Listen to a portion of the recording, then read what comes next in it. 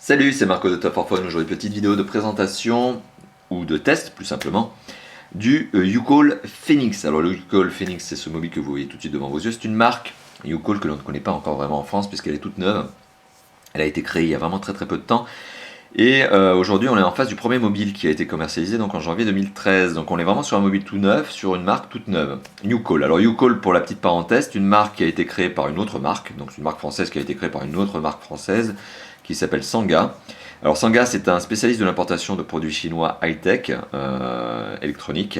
Et donc là, en l'occurrence, on a ce fameux YouCall Phoenix. Alors YouCall Phoenix, c'est pas un mobile qui est fabriqué par YouCall. Le YouCall Phoenix est fabriqué par une marque chinoise qui conçoit et fabrique les mobiles et qui sont commercialisés ici en France, donc par la marque YouCall. Voilà. Et donc on est en présence aujourd'hui de ce fameux YouCall Phoenix.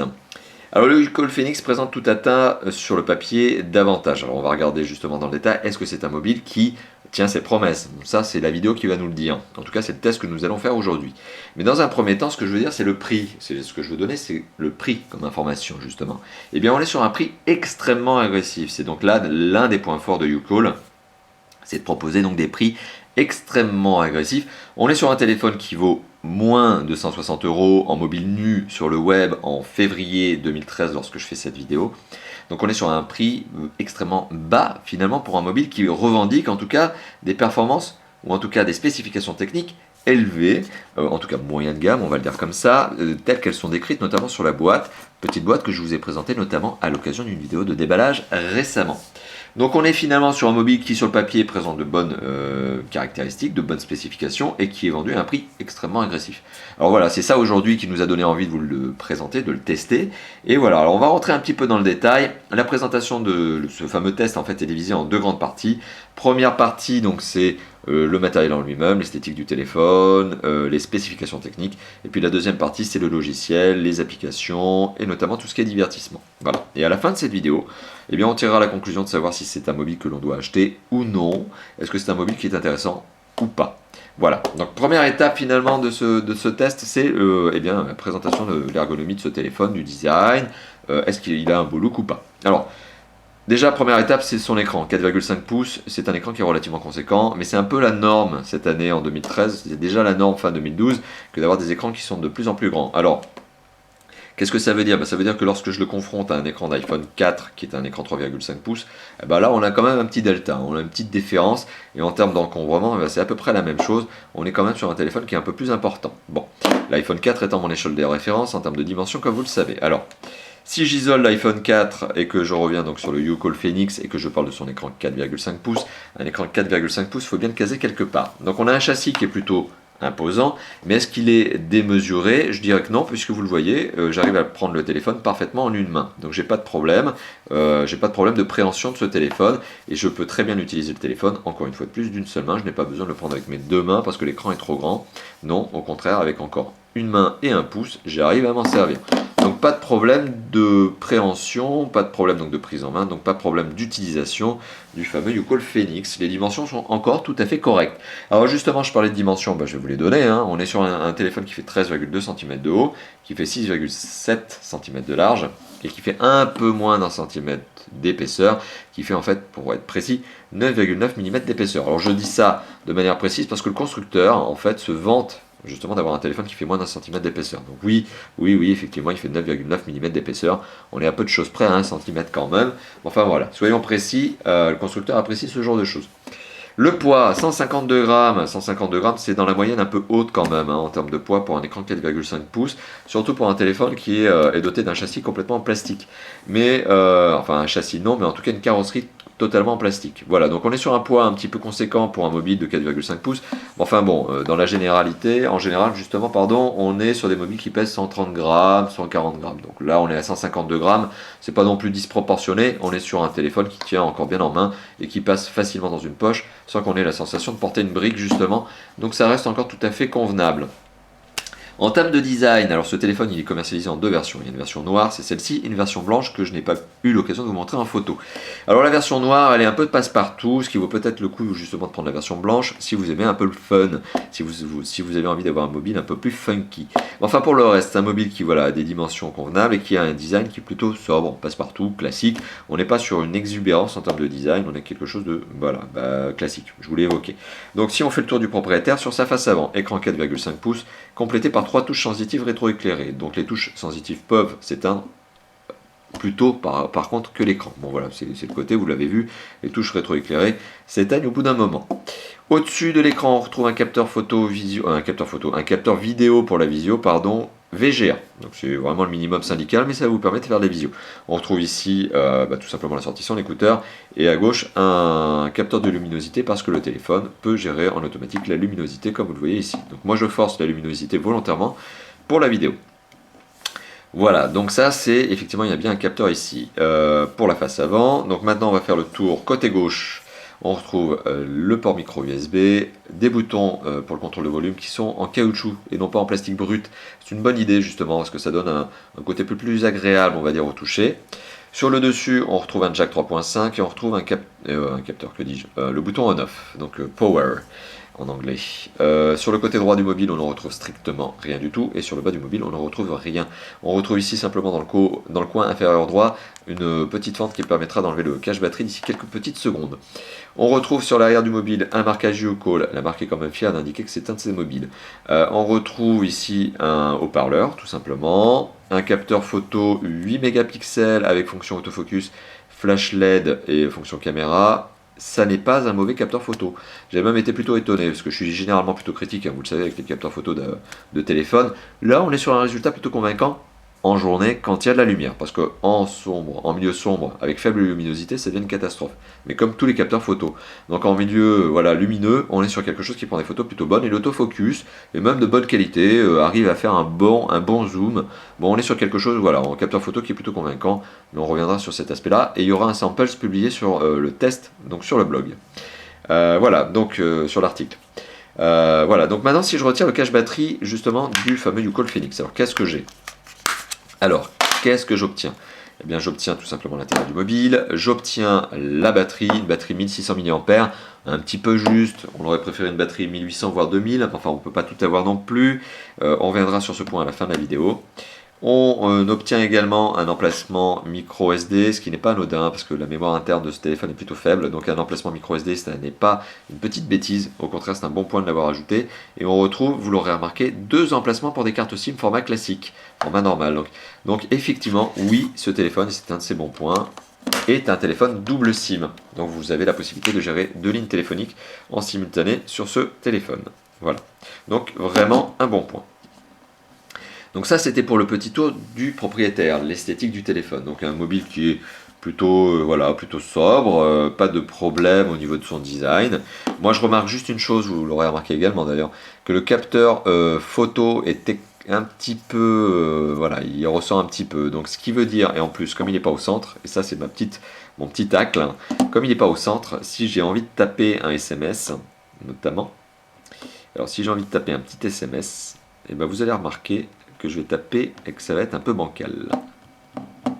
Voilà, on a un petit mouvement en fait, pas sur la droite parce que le capteur se trouve en haut à droite, mais sur la gauche. Voilà, parce que le téléphone n'est pas droit. Donc si vous utilisez votre téléphone et que vous voulez saisir des SMS et des MMS et des emails, etc., vous serez obligé de le prendre en main. Voilà, pour éviter justement le biais de l'effet bancal qui peut résulter de ce capteur photo qui ressort. Voilà. Bon, c'était un petit peu la petite remarque en passant, mais c'est pas non plus catastrophique. Petite info sur les touches sensitives, elles sont dans un ordre certain, c'est-à-dire qu'on a la touche menu contextuel en bas à gauche, la touche home au centre, ce qui est classique, et la touche back à droite. Bon, voilà, c'était la petite note en passant sur l'esthétique. Fin de cette petite présentation de l'esthétique, et maintenant passage sur l'écran. Alors l'écran. 4,5 pouces de diagonale, donc je vous l'ai évoqué tout à l'heure, c'est plus grand que l'écran d'un iPhone 4 qui fait 3,5 pouces, voilà ce que ça donne. Donc on est sur un encombrement qui est effectivement un peu plus important qu'un iPhone 4, ce qui commence d'ailleurs à devenir carrément has-been comme téléphone, je parle de l'iPhone 4. On est donc sur un encombrement supérieur, on est sur un écran qui est donc de taille plus conséquente. Ça, c'était pour vous montrer l'échelle de référence qu'est l'iPhone 4. On est donc sur un écran qui est un écran couleur, bien sûr, IPS, qui fait 11,43 cm précisément de diagonale, et qui est doté d'une résolution QHD. Alors QHD, ça ne veut pas dire qu'il est en résolution HD, ça veut dire qu'il a une résolution quarter HD, donc quart de HD, donc ça veut dire qu'en termes précis, il a une résolution qui fait 960 pixels par 540 pixels. Donc on est en dessous du 720 pixels minimum requis par la HD. Est-ce que c'est grave? Pas trop en fait au final, sauf si vous êtes extrêmement amateur de vidéo HD. Donc si vous êtes un amateur de vidéo HD, donc tel que je vais pouvoir en montrer une, vous allez peut-être sentir un petit manque de netteté sur l'image. Voilà, peut-être. Je dis bien peut-être parce qu'au final, et vous allez le voir dans la vidéo que je vais vous montrer tout de suite, ça n'est pas catastrophique au final. On arrive à avoir une vidéo en HD qui tourne bien, voilà, qui donne une bonne image. On peut, les fans vrais, les véritables fans de HD vont sentir un manque de netteté, mais voilà, c'est vraiment pour être tatillon. Pour le reste, voilà, je vous montre aussi qu'il y a un accéléromètre, vous l'avez vu, je suis passé du mode paysage portrait en basculant téléphone. Alors si j'accélère un petit peu dans la vidéo, donc on est en Wi-Fi là, voilà le résultat que l'on peut avoir justement en termes de qualité d'écran. Le son étant procuré par le haut-parleur, vous l'aurez remarqué, voilà.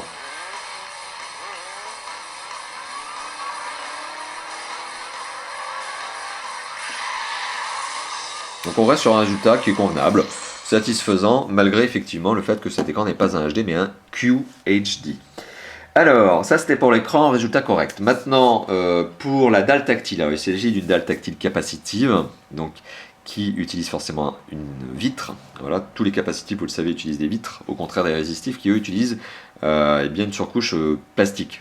Voilà, donc là on est bien sur une vitre. Alors elle n'est pas traitée anti-casse, anti-rayures, ça n'est pas une Corning Gorilla par exemple, mais j'ai constaté, c'est un bon point d'ailleurs, j'ai constaté qu'elle est rigide. Elle est plutôt solide, parce que certains justement tactiles capacitifs sur des mobiles entrée de gamme, pas chers, ont tendance à s'enfoncer sous la forte pression. Et alors là je suis en train d'appuyer comme un sourd, vous l'aurez remarqué, et l'écran ne s'enfonce pas, parce que la dalle tactile, qui est donc constituée d'une vitre, eh bien, est rigide. On n'a pas de problème justement d'enfoncement. Donc c'est vraiment un bon point, elle est plutôt rigide. Alors est-ce que ça veut dire qu'elle résiste à la casse?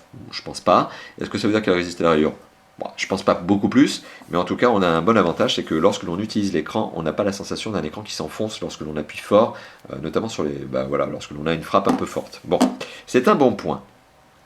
Alors vous aurez remarqué, là je vais faire juste un petit test au niveau du tactile, vous aurez remarqué, là je le taquine un petit peu, bon là je passe d'un panneau d'accueil à l'autre, il n'y a pas de latence. Voilà, il n'y a pas de latence, je ne vais pas constater en tout cas de latence sur l'utilisation de ce fameux tactile. Là je suis en train de le taquiner, je n'ai pas constaté de latence. Donc vraiment un écran tactile qui marche bien sur un écran IPS, donc lui qui est voilà, qui n'est pas un HD mais qui marche de manière convenable. Maintenant, pour passer sur les performances, alors vous aurez remarqué, il y a deux petits icônes ici en haut qui sont en toutou et quadrante. Alors généralement, quand je teste les performances, j'utilise ces deux applications. Donc si je lance en toutou, en espérant que je n'ai pas à me retaper l'intégralité du test, voilà, on est sur un score à 6300 points. À quelques dizaines de points près, on est sur le score que j'obtiens d'habitude. Moi, je suis à 6333 points sur un score précédent. Vous voyez, on est sur les 6300. Donc c'est un score qui est très bon pour un moyen de gamme. Donc on est sur un téléphone qui est vendu à moins de 160 €, mais qui sur Antutu nous présente des caractéristiques qui sont celles d'un moyen de gamme. Quadrante, c'est exactement la même chose. Sur Quadrante, on a un score à 2708 points. C'est vraiment exactement la même chose. On est finalement sur un téléphone, en termes de performance, qui est un téléphone moyen de gamme. Alors, les performances, elles sont liées à quoi? Elles sont liées à un couple de processeurs et mémoire vive qui sont satisfaisants. Le processeur est un double cœur 1 GHz, épaulé par 1 Go de mémoire vive. Donc c'est bon, c'est bien. C'est un bon point justement que d'avoir 1 Go de mémoire vive. Le constructeur justement n'a pas dégradé les performances en ajoutant 1 Go de mémoire vive, alors que là, alors que certains concurrents se permettent parfois d'ajouter seulement 512 mégas. Donc on est finalement sur des performances qui sont tout à fait bonnes. Ça permet de faire fonctionner toutes les applications et les jeux 2D, 3D que j'ai eu l'occasion de tester, notamment Angry Birds et Dead Trigger ne rament pas sur ce téléphone. Donc on est sur un résultat en termes de performance qui est convaincant. Le seul détail, c'est que sur la mémoire de stockage, donc la mémoire vive interne de ce téléphone, on est sur quelque chose de plutôt limité puisqu'on n'a que 4 Go et sur les 4 Go, en gros, vous pourrez utiliser à peu près 2 Go. Le reste est scoité par le système d'exploitation. Donc l'emplacement micro SD que je vous ai montré il y a quelques secondes, quelques minutes sous le cache batterie est tout à fait utile et vous permettra d'ajouter jusqu'à 32 Go de mémoire via l'emplacement de la carte micro SD via une carte micro SD. Donc 32 Go de mémoire supplémentaire aujourd'hui, ça vaut une trentaine d'euros sur le web. Moi je vous recommande vraiment d'ajouter une carte mémoire parce que vous pourrez utiliser pleinement le potentiel de ce téléphone, parce que la mémoire interne est un peu limitée. C'est la conséquence justement de la baisse des coûts. Bah voilà, on a une mémoire interne un peu limite. Bon. Mais c'est pas une catastrophe puisque vous pouvez rajouter une micro SD. En termes de connectivité, c'est le dernier point justement de cette partie matérielle, de l'analyse du matériel. On est sur une connectivité qui est plutôt bonne. Alors le téléphone est un tri-band. Alors j'en entends déjà certains dire qu'il n'est pas quadriband. Oui, ça peut être problématique si vous allez dans certains coins du monde qui utilisent justement la 4e norme de réseau. Bon, dans l'absolu, tri-band, ça vous permet de partir partout en Europe, vous n'aurez pas de problème. C'est un tri-band 3G+, donc c'est un bon point, il est 3G+. Alors il n'est pas 4G, certes, ok, mais le 4G c'est réservé aux mobiles haut de gamme. Et le 3G+, normalement, c'est réservé aux très bons moyens de gamme. Donc on est quand même sur un 3G+, pour un mobile qui est vendu à pas cher. On a du Wi-Fi, bien sûr, du Bluetooth, du GPS, du AGPS, du jack 3.5 sur le dessus du mobile, du micro USB sur le côté, du micro SD sous le cache batterie en dessous du mobile, donc sous le mobile, à l'intérieur du mobile, pardon, j'en bafouille. Voilà, on est forcément sur quelque chose qui est plutôt pas mal. Et en accroche réseau, on est sur un résultat qui est très convaincant. En termes de qualité de conversation, on est sur quelque chose de convaincant. Tout simplement parce que vous l'aurez remarqué là, j'ai 2 petits icônes en haut qui me permettent d'avoir 4 et 5 barres d'accroche sur 5. Mon iPhone 4, j'aime bien ça. Mon iPhone 4, lui, arrive difficilement à la 3e barre et est plutôt en général aux alentours de 2. Donc on est vraiment sur quelque chose qui capte bien et voilà, avec une bonne qualité de conversation. Pas de problème là-dessus. Et alors justement sur les droits des 2 cartes SIM, puisque vous pouvez gérer, donc comme je vous l'ai dit, 2 cartes SIM en simultané, sachant que si vous voulez, vous pouvez en avoir qu'une seule. Bon, alors si vous gérez 2 cartes SIM en simultané, voilà le fameux panneau qui vous permet de gérer les droits. Alors, vous pouvez rentrer dans chacune des cartes SIM et lui allouer une couleur spécifique pour bien la différencier, notamment les appels que vous auriez pu recevoir sur une carte SIM ou l'autre, puisque vous avez des petits icônes qui vous permettent de différencier les cartes SIM qui sont utilisées, notamment dans la réception des appels et des SMS. Pardon. Donc on peut changer le nom, on peut changer la couleur, je peux avoir du vert, du bleu, du orange, etc. Je peux très bien passer une des 2 cartes SIM en mode avion à n'importe quel moment, ici avec le oui, non que vous voyez à côté des 2 cartes SIM. Donc je peux très bien décider d'avoir la carte SIM 2 en mode normal et la carte SIM numéro 1 en mode avion et inversement. Donc là-dessus, et je peux même basculer les deux en mode avion à n'importe quel moment. Pour les appels vocaux, je peux très bien décider par exemple d'avoir la 1 ou la 2 des cartes SIM donc en fonction. Donc c'est-à-dire quand j'appelle, je peux très bien décider que ce soit toujours la 1 ou la 2 des cartes SIM qui soient utilisées, ou alors toujours me demander lorsque j'émets l'appel. Pour la visio, je peux décider soit la carte SIM numéro 1, soit la 2 comme étant la carte SIM utilisée. Pour les SMS, soit la 1, soit la 2, soit toujours me demander. Et pour la connexion au data, je peux décider soit de ne pas faire de data, donc pas de données cellulaires, soit d'utiliser la carte SIM numéro 1 ou la carte SIM numéro 2.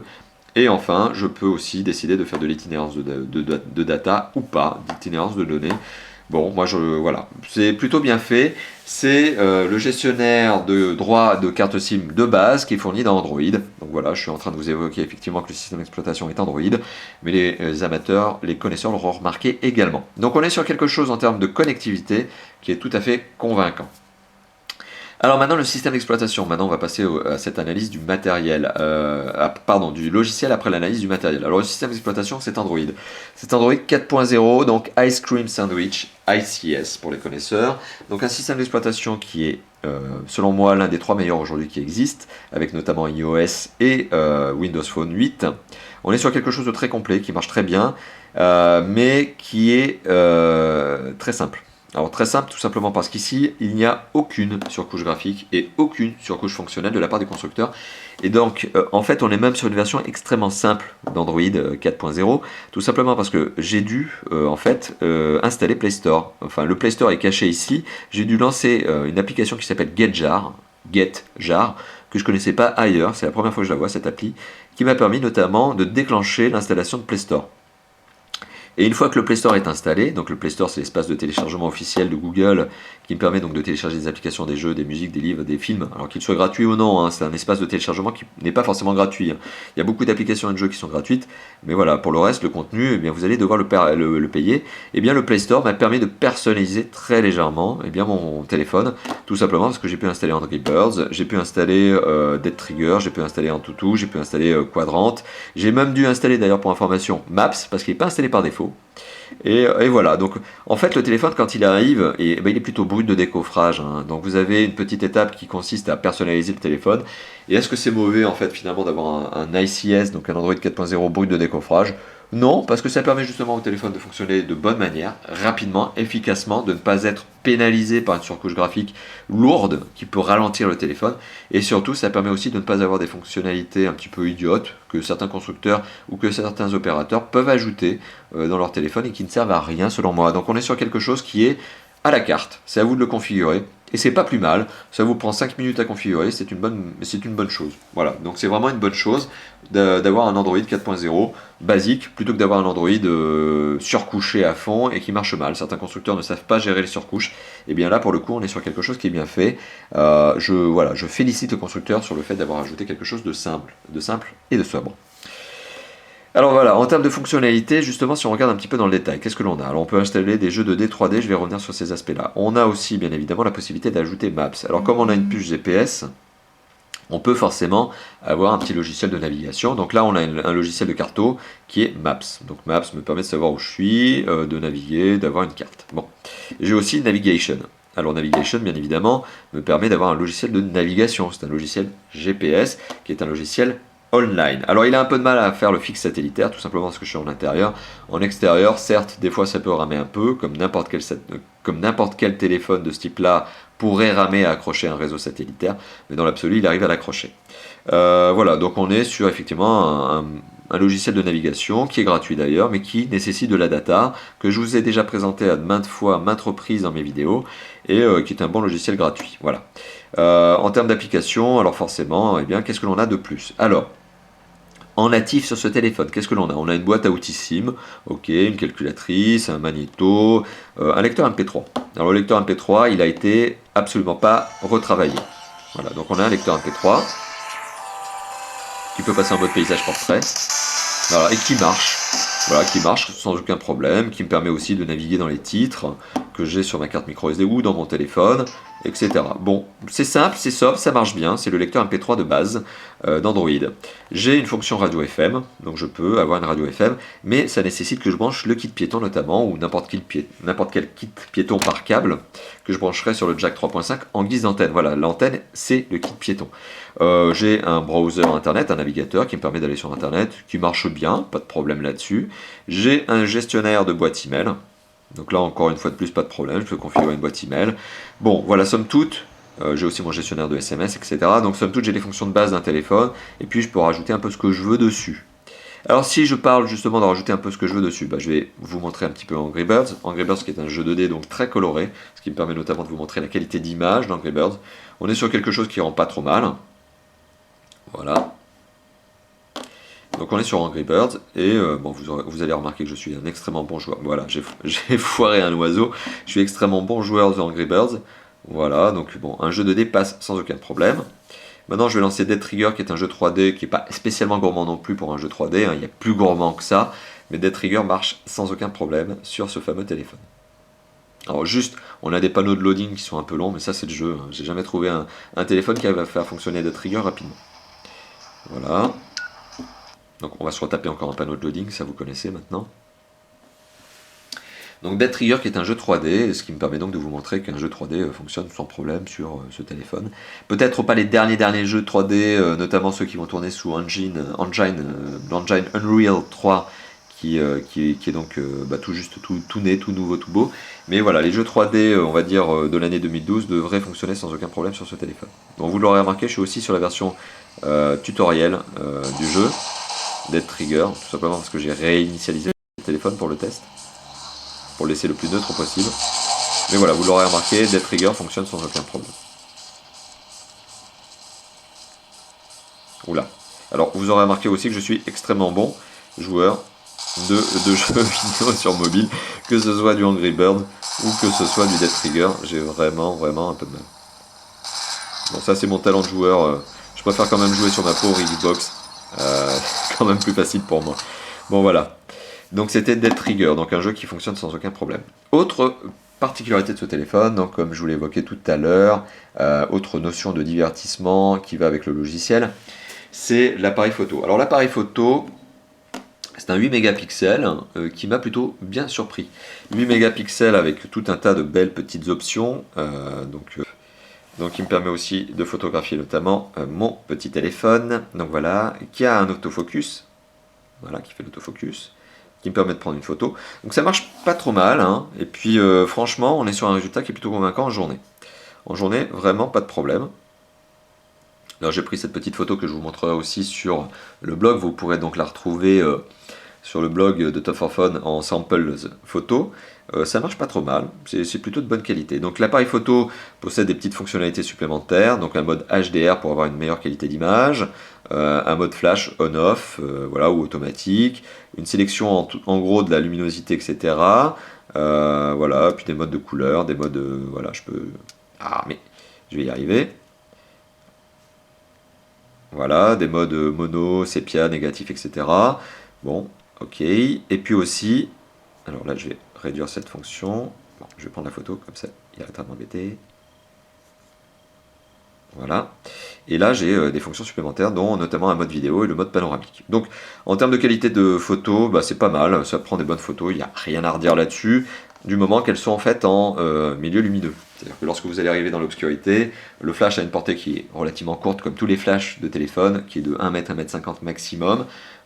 Et puis voilà, donc forcément en milieu obscur, bon, bah, ça va pas faire des super photos. En milieu lumineux, bah, ça prend des photos tout à fait correctes. Donc, bon point pour ce capteur photo qui, pour le coup, m'a plutôt bluffé parce que je m'attendais à une grosse catastrophe. Et finalement, on est sur quelque chose de plutôt convenable. Donc, bon point, je félicite le constructeur sur ce capteur photo. Voilà, donc somme toute, je vais refaire un petit récapitulatif de tout ce que l'on vient de se dire. Somme toute, le téléphone est pas trop mal, et notamment pour son prix, il est vraiment pas trop mal. Donc on a un prix de 160 €. Donc on a... Ah bah voilà, ça c'est un autre test qui se déclenche. Donc vous avez entendu un petit déclenchement d'un appareil que je suis en train de tester aussi en ce moment. Ça c'est pour le petit fail, il fallait bien un fail dans la vidéo. Oui, donc pour en revenir à cette vidéo, oui, on est sur un téléphone qui est proposé à un prix extrêmement agressif, 160 €, c'est pas mal. C'est pas mal, c'est pas mal. Pour un téléphone qui surtout présente un écran 4,5 pouces, dans un encombrement qui reste tout à fait acceptable, avec une dalle tactile capacitive qui présente aussi la particularité de ne pas s'enfoncer sous le pouce lorsque je fais une forte pression, au contraire de certains autres entrées de gamme, moyen de gamme. On est sur une résolution QHD, certes c'est un peu dommage, on aurait préféré du HD, mais on ne peut pas tout avoir, surtout à 160 €. On a des performances tout à fait acceptables, notamment avec un processeur double cœur 1 GHz, épaulé par 1 Go de mémoire, avec une mémoire interne un peu faible, mais heureusement vous avez un emplacement micro SD pour ajouter jusqu'à 32 Go de mémoire supplémentaire. Côté connectivité, on a tout ce qu'il faut, on est sur un 3G plus tri-band, c'est tout à fait convenable, du Wi-Fi, du Bluetooth, etc. On a surtout le fait que c'est un double SIM, la possibilité de gérer deux cartes SIM en simultané, donc c'est un bon point aussi. Moi personnellement je vous recommande par exemple si vous avez un forfait de base de la sortir avec un tout petit forfait free par exemple de 2 à 2 € et d'avoir comme ça un petit peu de temps de communication supplémentaire, c'est pas bête, pour moi c'est une bonne utilisation. Ou alors par exemple si vous avez un forfait professionnel et un forfait personnel, d'éviter d'avoir deux téléphones et justement de gérer vos deux SIM avec le même. En termes de système d'exploitation, on a un Android 4.0 qui est vraiment brut de décoffrage, mais c'est pas plus mal. Ça évite les surcouches graphiques et fonctionnelles un peu bêtes et un peu gourmandes. En termes de divertissement, bah forcément, comme on est sur Android, on peut mettre à peu près tout ce que l'on veut. Le téléphone joue aux jeux 2D ou 3D, pas de problème. Et voilà, pas de problème non plus avec le capteur photo, qui est un bon capteur photo 8 mégapixels, qui prend des bonnes photos en milieu lumineux. Donc voilà, conclusion de la vidéo finalement. Est-ce que c'est un téléphone que je vous recommande ou pas? Eh bien moi c'est un téléphone que je vous recommande, oui. Parce que si vous êtes à la recherche d'un téléphone pas cher, 160 € c'est le cas, mais qui présente quand même de bonnes caractéristiques, notamment son écran, notamment son côté double SIM, notamment ses performances, sa vélocité, eh bien on est sur quelque chose de très cohérent. On est sur un téléphone qui tient bien la route, qui est proposé à un tarif très agressif. Vraiment 160 € c'est très agressif, c'est vraiment un très bon point. Et c'est un téléphone que je ne peux que vous recommander si justement vous êtes à la recherche d'un mobile pas cher et performant. Voilà, donc si vous êtes à la recherche de ce type de téléphone, gardez ce téléphone parmi la liste de vos choix.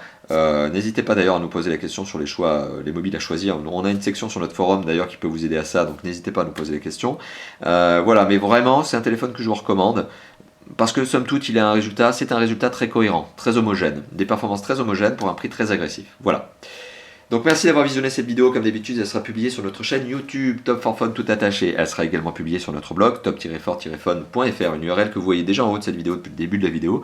N'hésitez pas également à passer sur notre forum, à poser des questions sur le mobile à choisir. Comme je vous l'indiquais il y a quelques instants, on a une très belle section, toute belle, toute neuve pour vous, qui s'appelle Quel mobile choisir, et sur laquelle on a déjà des dizaines de visiteurs qui nous ont posé la question et à laquelle on a toujours répondu, notamment nous, Tough for Fun, mais aussi tous les autres lecteurs, puisqu'il y a une émulation entre nous, et ça c'est positif. Donc merci d'ailleurs aux lecteurs de participer avec nous aussi efficacement au forum.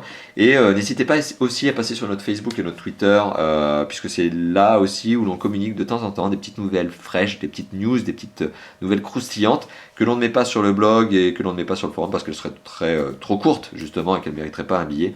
Mais justement notre Twitter et notre Facebook nous permettent justement de vous donner des petites infos sympas, un petit peu des flash news. Voilà. Écoutez, merci beaucoup d'avoir visionné cette vidéo. N'hésitez pas également à réagir sur la chaîne YouTube en elle-même en indiquant ce que vous pensez de la vidéo, ce que vous pensez du mobile, est-ce que vous pensez aussi de ma manière de vous présenter tout ça. Est-ce que ça vous va? Est-ce que ça ne vous va pas? Est-ce que vous auriez préféré quelque chose d'autre? Est-ce que il y a des points que j'ai oubliés peut-être? On ne sait jamais. Donc n'hésitez pas à commenter. J'aurai le plaisir de vous répondre en moins de 24 heures. C'est généralement le délai que je prends pour vous répondre. Voilà, merci d'avoir visionné la vidéo encore une fois et à bientôt. Ciao, ciao.